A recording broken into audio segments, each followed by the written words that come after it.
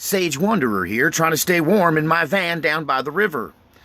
So, when I first started my channel about a year and a half ago, one of my first handful of videos was titled, "What Would Civil War Look Like?" And that was a year and a half ago when Civil War was still kind of an out there on the fringe sort of speculative thing. And now it seems like the idea that we could be already involved in a soft civil war has kind of taken hold of most Americans. I think everyone has an opinion on this, and most people that are aware of political things are aware of all of the elements that make it appear as though we may be already involved in a soft civil war in this country. And so I thought after a year and a half, it is a good idea for me to update my video on what would civil war look like. Because since I made that video, a lot of stuff has happened. You know, I made that video before Comey was fired. I made that video, I believe, before the Las Vegas shooting. I made that video about what civil war might look like before Paul Manafort was arrested, before Roger Stone's house was raided. You know, there's a lot of befores. I believe I wrote that What Would Civil War video, What Would Civil War Look Like video. I think I shot that video before even Steve Scalise was shot. I think it predates all of that. So I thought it was due for an update on what civil war in America might look like, or what we could possibly be facing in the very near future. So first of all, I think in the first video I did a pretty good job of, you know, painting the logical reason why we won't see a group of states versus another group of states, and, you know, one government versus another government fighting it out in traditional warfare. That this might be more like a communist revolution, or more like a double insurgency civil war that is more like a heightened level of civil unrest till it becomes warfare-like, and that's how it starts. I really see this as a battle between two insurgencies. Let's just say the red insurgency versus the blue insurgency, and then you've got a government that is mixed and fragmented. So, you know, your local government might be pro-blue or pro-red. Your state government might be pro-blue or pro-red. And the national government, elements in the federal government might be, like the FBI might be pro-blue, and the military might be pro-red, and the Congress might be blue, or the Senate is red. You see, and so the government is kind of paralyzed, fighting amongst itself.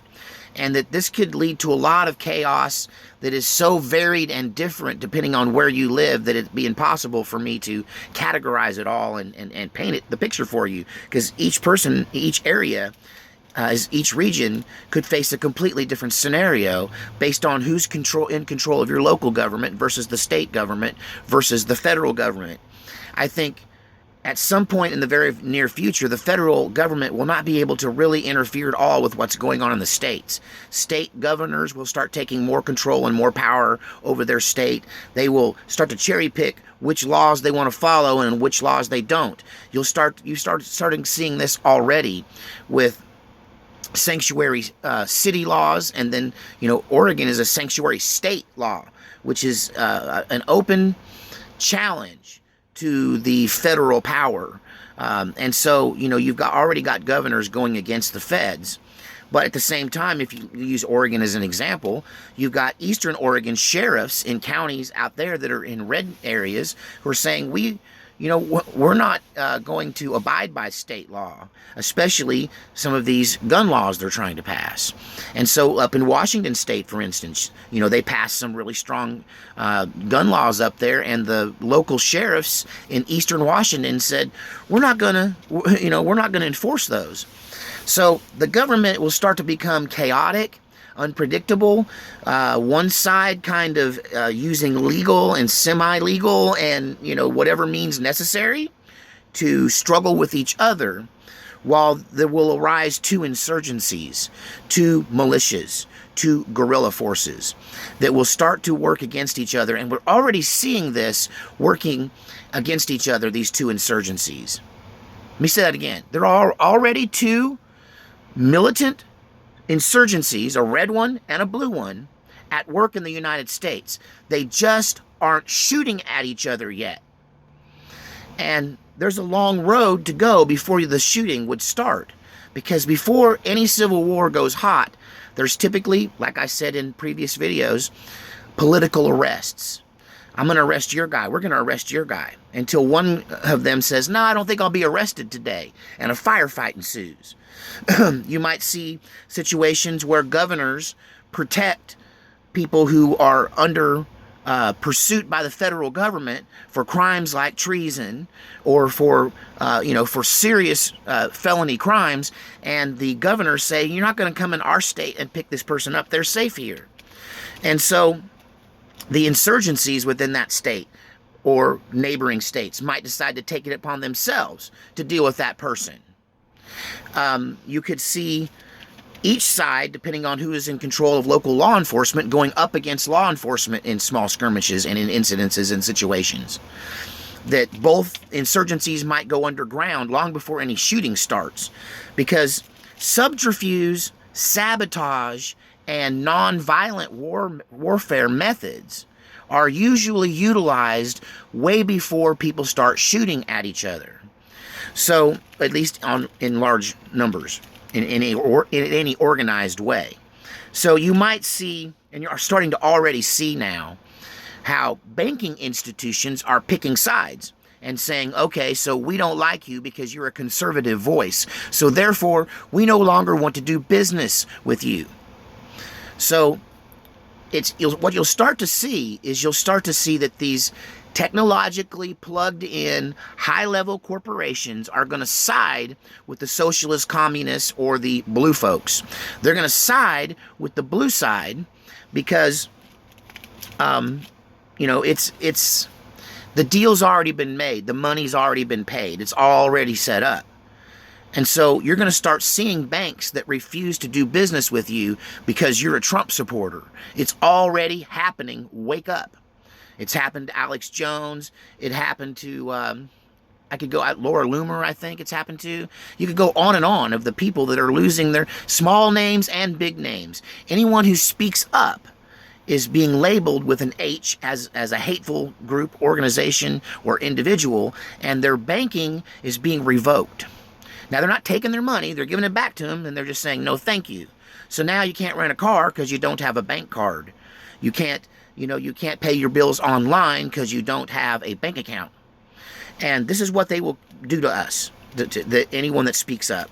And we're already starting to see it.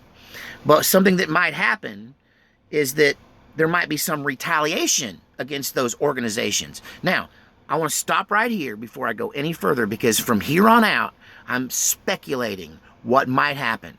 This is speculation. I'm not plugged into any kind of militia or movement or group. I'm just a lone guy down by the river. I don't get paid by anybody except I get 10 cents on the I get like pennies from YouTube for making some of these videos, most of which are demonetized. This one will most definitely be demonetized. And so I'm not on anybody's payroll. I don't owe anything to anybody, and nobody has any control over me.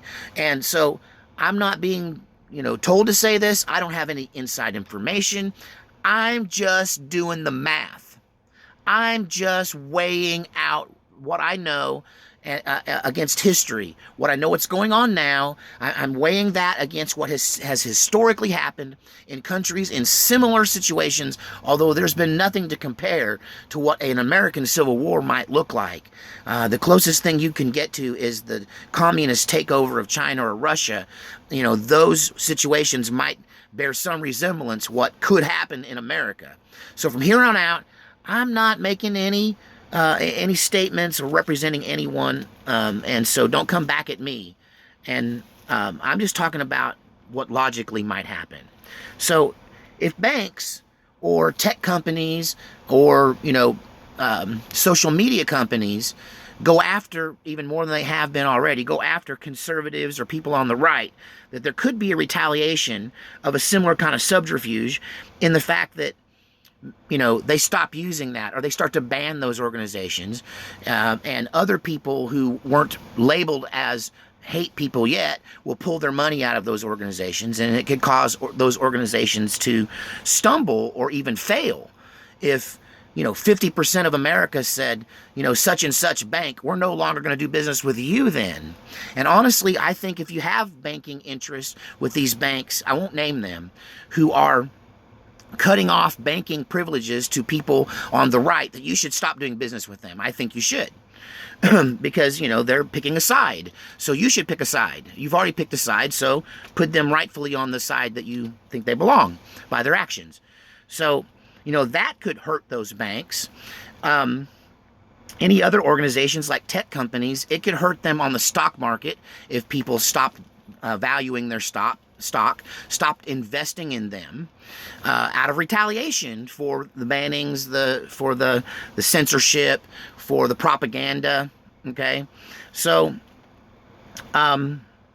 banks and businesses that enforce such bans might face retaliations, which could even become like terrorist acts.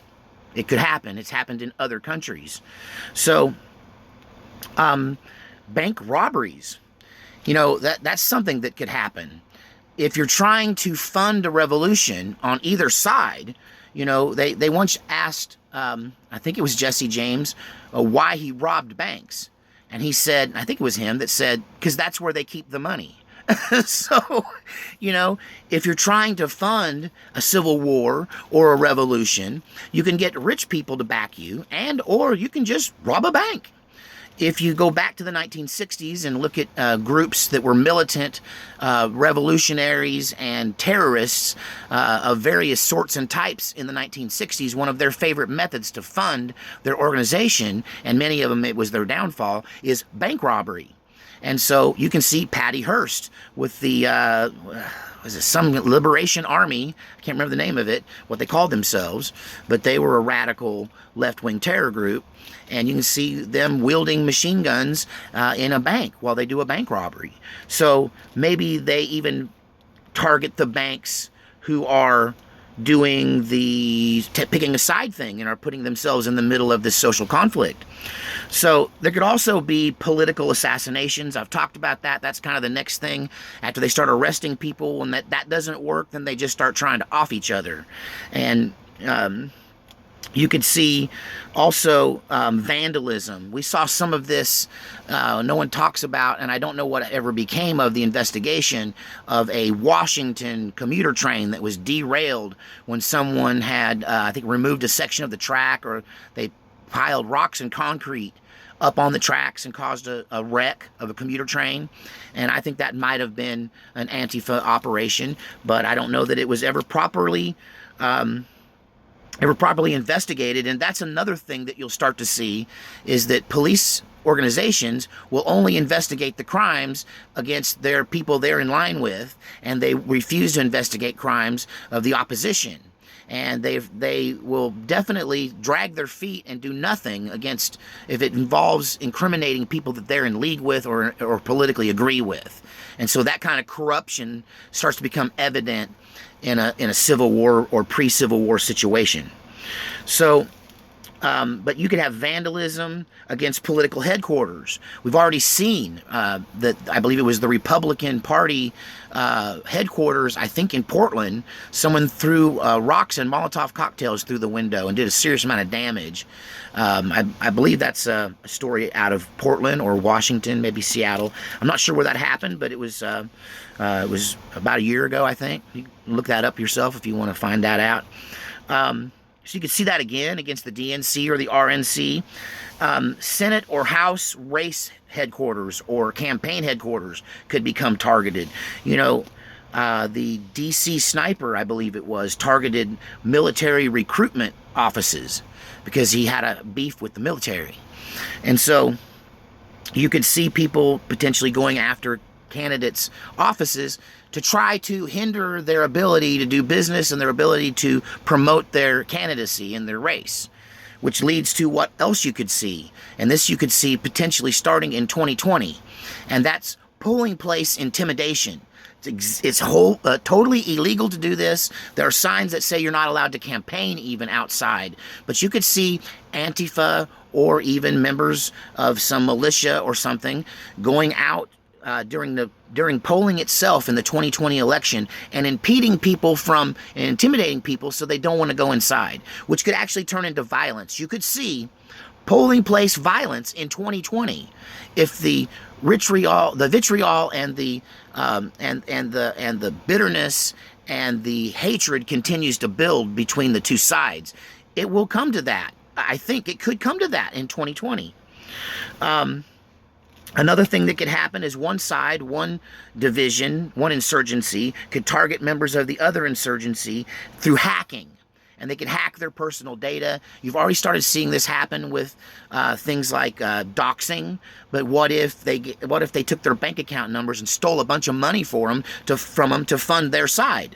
That's the kind of thing that you could start to see happen when people stop going by the law because they realize that only through lawlessness can they get their way. Then when that starts to happen and one side or the other decides that laws don't matter or don't apply to them, then you'll start to see stuff like this happening on a large scale. Even attacks against utilities or water treatment plants or cell towers in certain areas. The red area could go over to blue area, or blue area could go over to red area and wreak havoc in their area against their infrastructure. Which leads me to the last thing, EMP. Now, I'm making this all from speculation based on what I know about history and the situation at hand. Everything I can glean, and I'm wargaming this, guys. That's all this is. This is me trying to figure out what could happen. Ask yourself this, because I've done the math, and I came to this conclusion. Who is most susceptible to the loss of the electrical grid? Of the blue side or the red side? Who is most vulnerable? Let me answer that for you. Of course, we're all vulnerable, but the cities, the blue areas, are the most vulnerable. You don't see Antifa filling up their basement with canned food. But members of the right, the red team has been filling their basements full of canned corn since the 70s. That they've probably thrown away more food than they need to see through this through this deal, because they've been doing this since before they needed to do it. Furthermore, the warning announcements have been coming out, I think, from white hats in the government, and they've been telling you, up your preps. 2 weeks worth of food and water isn't enough anymore. 3 months is better. 6 months. Every American should have 1 year. Well, I'm going to break some news here for you, and I almost never do this. And believe it, you can believe it or not. But God spoke to me about a year ago, and he said, prepare for a 7-year famine. He showed me the story in the Bible of Joseph and how in Egypt he saw the famine coming, and he was able to put up 7 years worth of food against the famine, and he saved a whole region. Now, I'm not going to tell you why. Here's why God told me not to tell anybody, and that he would tell me when to tell people this. Because over a year, I've been preparing for this for a year. I got food crammed in every corner I can stuff it. And I'm only limited because I'm limited by my finances and also where I can store it. And so, but the reason I didn't tell you this before is because if I had told you this before, everyone would just think I was absolutely crazy. But the number one cause of famine in the world has been and always will be war. And a civil war in America would certainly result in a famine like our Americas have never seen. And I want to tell you that this civil war is going to also involve a regional war in South America, an invasion from Mexico. All of this stuff is on the table. Look what happened to Europe in World War II. Or any of those. World War I, the same thing. It just happens. It really happens so fast when it finally kicks off. If we're weakened, you think other nations wouldn't take advantage of that. That's... prepare. Food is the thing you'll be wishing you prepared more for. You'll wish you'd put up more food. I don't care how much you've got. You'll wish you had more. Because when push comes to shove, Most of us good people cannot say no to a hungry person. That if people came, especially if we knew them or they were vouched for by family or friends, that your circle would go from your immediate family to 100 overnight if you had any food at all and people were hungry. Prepare for 7 years of need. Look out, because everything I said, I think, is coming. But once again, it's all speculation. And whether you or not you believe what God told me, that I should prepare for 7 years of famine, whether you believe that or not is up to you. But I bet there's at least 1 or 2 people who watched this video who got the same message I did, because God usually doesn't give that to just one person. 7 years of hard times are coming. And it's probably because of this thing that we're all starting to call the Second American Civil War. God preserve our republic and our way of life.